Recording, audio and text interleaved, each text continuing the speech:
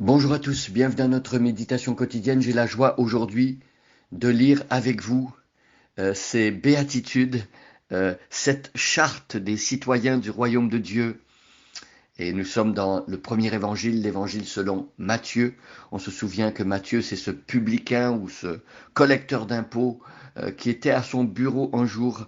Jésus l'a croisé, Jésus l'a appelé, il lui a demandé de le suivre et d'une manière irrésistible, je dirais, les paroles de Dieu étant tellement puissantes, tellement convaincantes, Matthieu a tout laissé derrière lui. Il a commencé à suivre Jésus, il est devenu un disciple. Ensuite, Jésus va l'appeler à devenir un de ses apôtres, de ses messagers, de ses représentants, un des 12.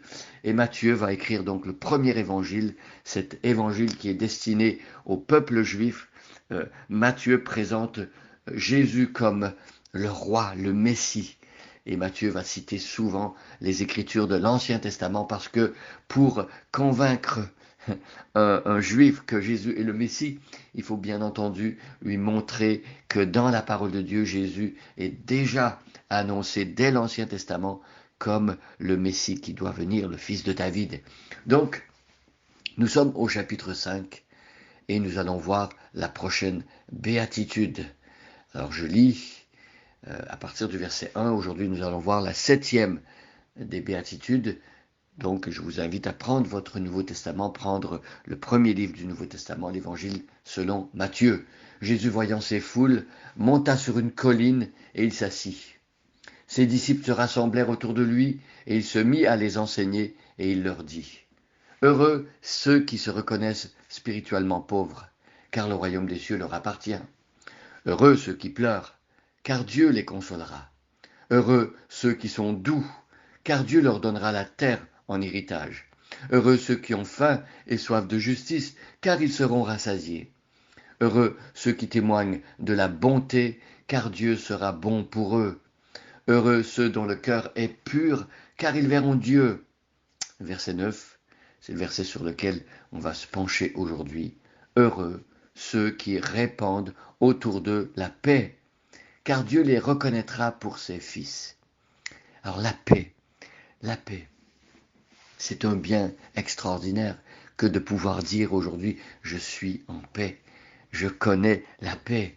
Vous savez qu'il y a des personnes dans le monde qui ont pu parfois amasser des fortunes spectaculaires et qui le soir n'arrivent pas à dormir parce qu'ils n'ont pas la paix. Et on parle de paix donc intérieure, mais ici il est question de ceux qui répandent la paix autour d'eux. On pourrait les considérer comme des personnes qui aident les autres à régler des conflits, des désaccords. La paix. Alors, qui est celui qui a répandu la paix autour de lui? Eh bien, d'une manière suprême et au plus haut degré, Jésus est celui qui a répandu la paix autour de lui, lui-même qui est le prince de la paix, le shalom de Dieu incarné. Eh bien, lui, Jésus, il vient et puis il vient signer le traité de paix. Il vient accomplir la paix. Les hostilités à partir du sacrifice de Jésus vont cesser entre l'homme qui est rebelle à Dieu et Dieu lui-même qui veut pardonner. Alors comment? C'est que Jésus va porter nos fautes, Jésus va effacer nos péchés, Jésus va accomplir la justice de Dieu en lui-même par son sacrifice à la croix. Le sacrifice à la croix est un traité de paix. Dieu accepte de faire la paix avec nous parce que Jésus-Christ a pris sur lui la colère de Dieu. La justice de Dieu a été satisfaite par le sacrifice de Jésus-Christ. Et donc Jésus lui-même a répandu la paix autour de lui. Comment? En s'offrant un sacrifice et en donnant sa vie, il invite les hommes à venir à lui et à recevoir sa paix dans le pardon des péchés.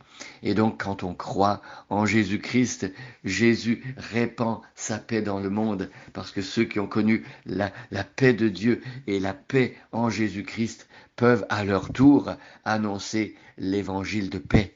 Mes amis, le message de Jésus-Christ, c'est un message qui fait cesser les hostilités entre Dieu et nous. Dieu nous voyait comme de pauvres rebelles qui levaient le poing contre lui. Nous étions dans une forme de guerre larvée contre Dieu.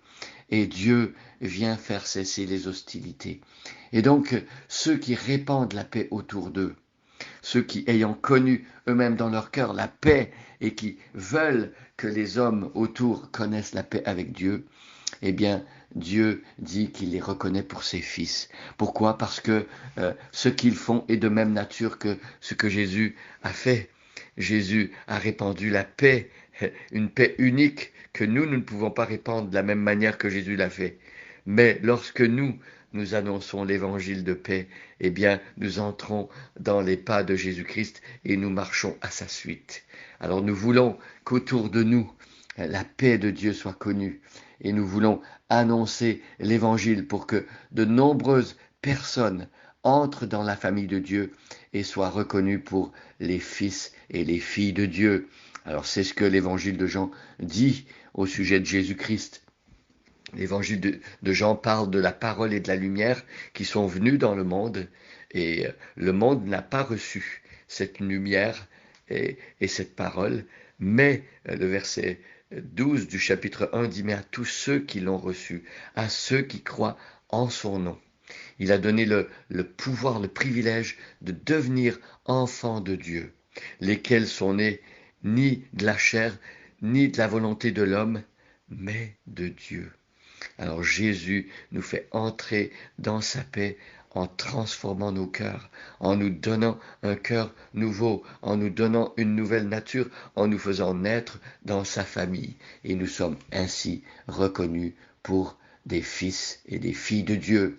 Alors, si aujourd'hui vous n'avez pas connu cette paix, elle se trouve dans celui qu'on appelle le prince de la paix, Jésus-Christ. Et le bonheur qu'il y a à connaître cette paix, c'est d'être réconcilié avec Dieu. C'est que Jésus pardonne nos fautes et qu'il n'y ait plus d'hostilité entre Dieu et entre nous. Nous remercions le Seigneur qu'il ait fait ça et nous demandons que beaucoup d'autres personnes connaissent cette paix. Et ceux qui sont en paix maintenant avec Dieu, nous prions qu'ils deviennent eux-mêmes des artisans de paix, qu'ils travaillent à ce que l'être humain soit en paix, pardonne aux autres, que les conflits soient réglés.